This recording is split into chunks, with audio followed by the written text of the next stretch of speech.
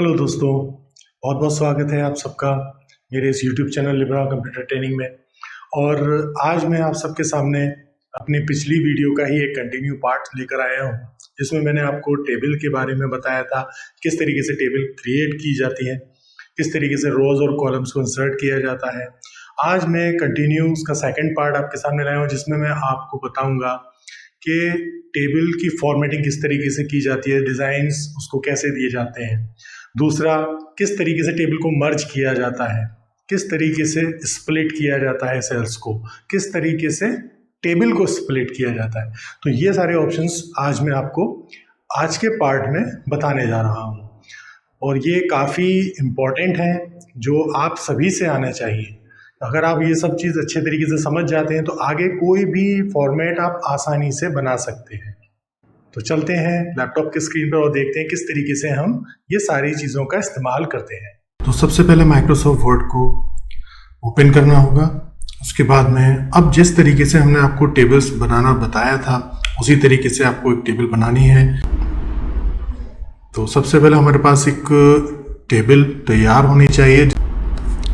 तो सबसे पहले हम देखते हैं फॉर्मेट किस तरीके से करेंगे। ये हमारे सामने एक टेबल है, ऑलरेडी बनी हुई है, इसको हमने ओपन कर लिया और यहाँ अब हम फॉर्मेटिंग करेंगे टेबल को, किस तरीके से स्टाइलिश बनाया जा सकता है, किस तरीके से हम इसको लुक वाइज अच्छा बना सकते हैं।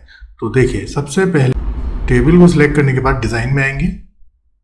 टेबल सिलेक्ट के लिए आपको कुछ नहीं करना है, बस कर्सर आपका टेबल में कहीं भी होना चाहिए, उससे वो टेबल एक्टिवेट मानी जाएगी, एक्टिव मानी जाएगी।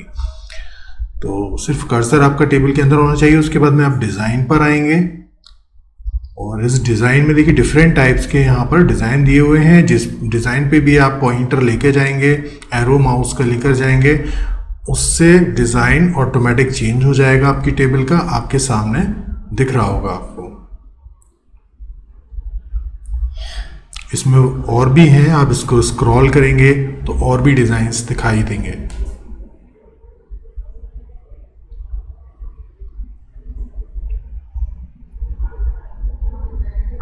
कोई भी जो भी आपको डिज़ाइन चाहिए आप सिलेक्ट कर सकते हैं अपने अकॉर्डिंग। जैसे हमने ये डिज़ाइन सिलेक्ट किया।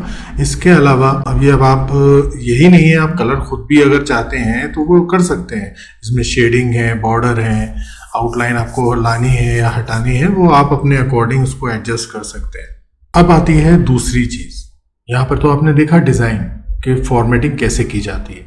दूसरी चीज़ क्या है कि अगर कुछ कॉलम या कुछ रो ऐसी है, कुछ डेटा हमारा इस तरीके से है कि हम हेडिंग 1 देना चाहते हैं, टाइटल 1 देना चाहते हैं और उसमें 2 और सब हेडिंग्स चाहते हैं, जिससे कि हमारा डेटा उसी के अकॉर्डिंग अरेंज हो। तब आप क्या करेंगे, देखिए उसको क्या करना होता है। जैसे अगर आपको एक सेल में 2 सब हेडिंग्स चाहिए, उसके लिए आपको एक सेल मर्ज करना होता है। मर्ज क्या होता है, 2 रो या 2 कॉलम को सिलेक्ट करने के बाद जब हम उस ऑप्शन पे, मर्ज ऑप्शन पे क्लिक करते हैं, तो जो भी बीच में लाइन इंटरसेक्ट कर रही होती है वो इरेज हो जाती है, तो उसे हम मर्ज कहते हैं। अब वो कैसे होता है मैं आपको दिखा देता हूँ। अब आगे इसी में मैं कुछ कॉलम ऐड कर लेता हूँ, जिससे कि आपको वो चीज़ समझने में आसानी हो। आप यहाँ देखिए, इंसर्ट में मैंने लेआउट में इंसर्ट किया कॉलम को राइट साइड में। 2 कॉलम मैंने यहाँ पर ऐड कर लिए हैं, ठीक है। एक हम ले लेते हैं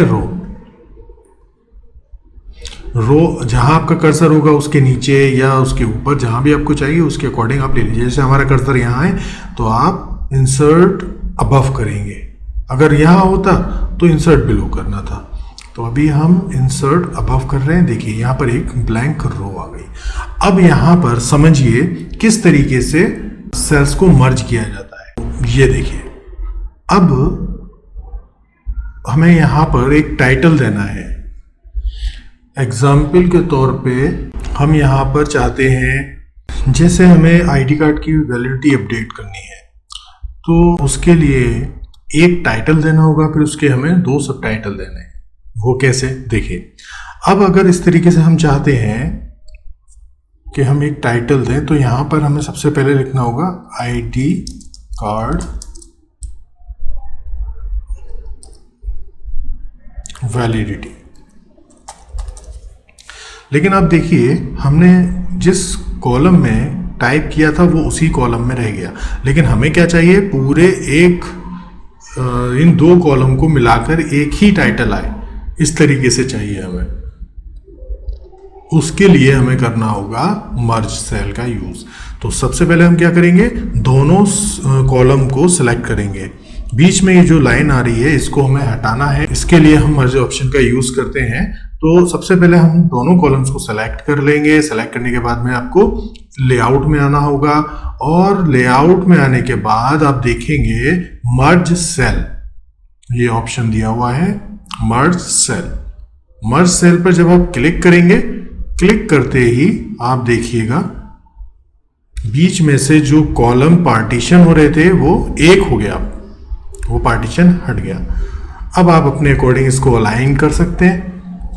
होम में जाकर अलाइनमेंट्स के थ्रू, जो अलाइनमेंट्स के बारे में नहीं जानते हैं, जो मेरी वीडियो पहली बार देख रहे हैं, वो मेरी ओल्ड वीडियोस को देख सकते हैं जिसमें मैंने पैराग्राफ सेटिंग के बारे में बताया है। तो ये देखिए, ये एक टाइटल हो गया। अब इसमें नीचे हम इसकी कुछ सब हेडिंग्स भी देना चाहते हैं, तो क्या करेंगे उसके लिए, यहां पर हम देंगे वैलिड फ्रॉम। दूसरा हम सब टाइटल देते हैं वैलिड अप टू। तो ये देखिए, इस तरीके से हम बना सकते हैं। तो टाइटल एक हमने दिया, उसके सब टाइटल्स हो गए। अब यहां पर हम रिकॉर्ड में डेट अपने अकॉर्डिंग जो भी हम देना चाहें वो दे सकते हैं, जैसे 1 जनवरी 2023 से 3, ये इसकी वैलिडिटी होगी। तो यहां पर इस तरीके से आप रिकॉर्ड बना सकते हैं। इससे क्या हुआ, टाइटल से आपको पता लग गया किस चीज के लिए हमने बनाया है, और उसकी सब टाइटल से आपको क्या पता लगा, ये क्या क्या डेट रहेगी। तो ये दोनों चीजें हमारे सामने समझ में आ गई होंगी। अब एक और चीज देखिए, अब हमने यहाँ पर एक कॉलम और रो और ऐड की है, जिसकी वजह से पूरा ब्लैंक हो गया हमारा रिकॉर्ड, ये बिगड़ गया। तो अब इस कंडीशन में आप क्या करेंगे, इस कंडीशन में अब आपको ये करना होगा कि ये जो आपने रो एक बनाई हुई है इसको मर्ज करेंगे यहाँ से, यानी सीरियल नंबर और ये उसके नीचे वाली ब्लैंक रो दोनों सेलेक्ट करेंगे, लेआउट में आके इसको मर्ज कर देंगे। ये देखिए, ये भी एक हो गई, जिससे अब आपको ऑड नहीं लगेगा। और हम रिकॉर्ड जो है नीचे जो हमने बनाया हुआ है वो यहाँ से शुरू नहीं कर सकते। अगर यहाँ से करेंगे तो ये हेडिंग है, हेडिंग इसमें अच्छी नहीं लगेगी, और इसकी डेट जो होगी वो नीचे आएगी, और अगर रिकॉर्ड हम ऊपर बनाएंगे तो वो अजीब हो जाएगा फिर। इसलिए ये ऐसा करना होगा आपको। तो नेम के नेम और उसके नीचे वाली रो दोनों सेलेक्ट करके मर्ज सेल।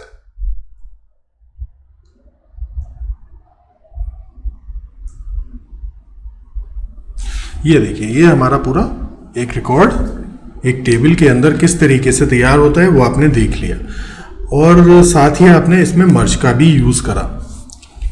ठीक है, तो दोस्तों अब हम देखेंगे स्प्लिट सेल, उसको कैसे करते हैं और उससे क्या होता है। बताऊं आपको कि उसमें जितने रो और जितने कॉलम आपको ऐड करने हैं वो डायरेक्ट एक सेल के अंदर आ सकते हैं, जैसे एक टेबल होती है उसी तरीके से। तो उसमें आपको मर्ज तो करना उसमें भी पड़ेगा, लेकिन आपको वो रो पूरी मर्ज नहीं करनी पड़ी एक एक करके सेलेक्ट करके जो आपको ब्लैंक दिख रही थी। तो इसके लिए हम जिस सेल के अंदर रो या कॉलम्स चाहिए वहां कर्सर सेट करके और इस लेआउट में जाके स्प्लिट सेल पर क्लिक करेंगे। स्प्लिट सेल पर क्लिक करने के बाद आपको यहाँ पर कितने रो कितने कॉलम चाहिए वो एंटर करेंगे, जैसे टेबल में हम इंसर्ट करते हैं उसी तरीके से। तो यहाँ पर number of column number of row add करके ओके कर देंगे। अब आप देखिए यहाँ पर 2 कॉलम 1 2 और 2 रो 1 2 इस तरीके से आपके सामने आ गए। अब आप आराम से इसमें टाइटल और सब टाइटल बना सकते हैं। अब एक और क्या फायदा हुआ आपका, वो ये कि आपको यहाँ पर देखिए ब्लैंक रो ऐड नहीं करनी पड़ी और ना ही उसको मर्ज करने की जरूरत पड़ेगी। तो जो भी हमने किया वो एक ही सेल के अंदर हुआ। तो स्प्लिट सेल यहाँ पर बेनिफिशियल है। तो यहाँ पर हम क्या करेंगे, अब डायरेक्ट इस 2 कॉलम्स को सिलेक्ट करके मर्ज सेल कर देंगे और जैसा मैंने बताया था उसी तरीके से टाइटल यहाँ पर बना सकते हैं।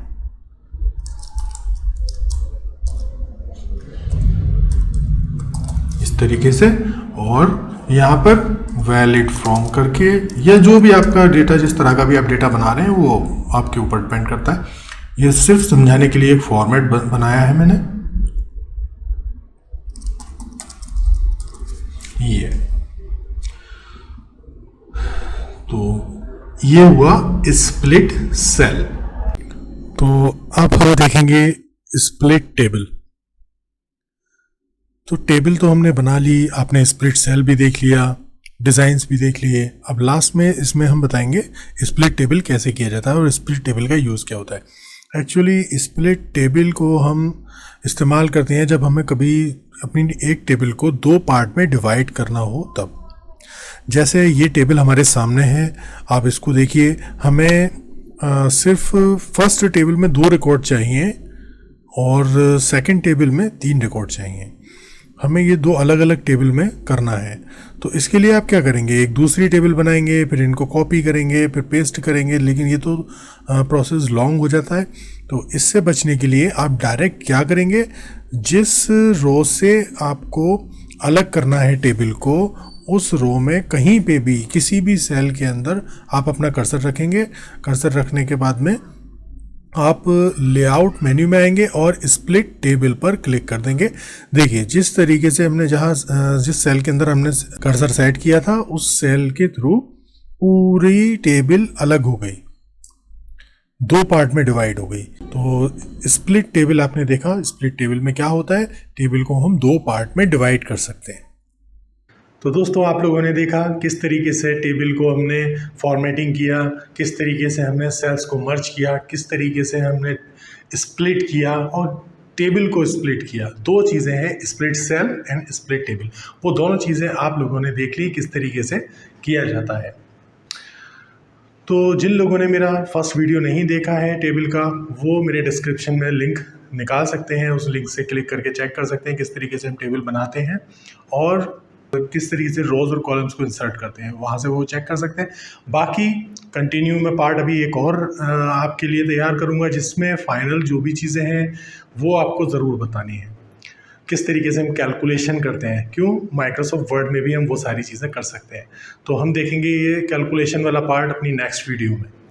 तो इसी तरीके से मेरी वीडियोस पाने के लिए मेरे चैनल को जिन लोगों ने अभी तक सब्सक्राइब नहीं किया है, मेरे चैनल को सब्सक्राइब कर लें और शेयर करें, जिससे आगे मेरा चैनल ग्रो कर सके। मिलते हैं अपनी अगली वीडियो में। Good bye.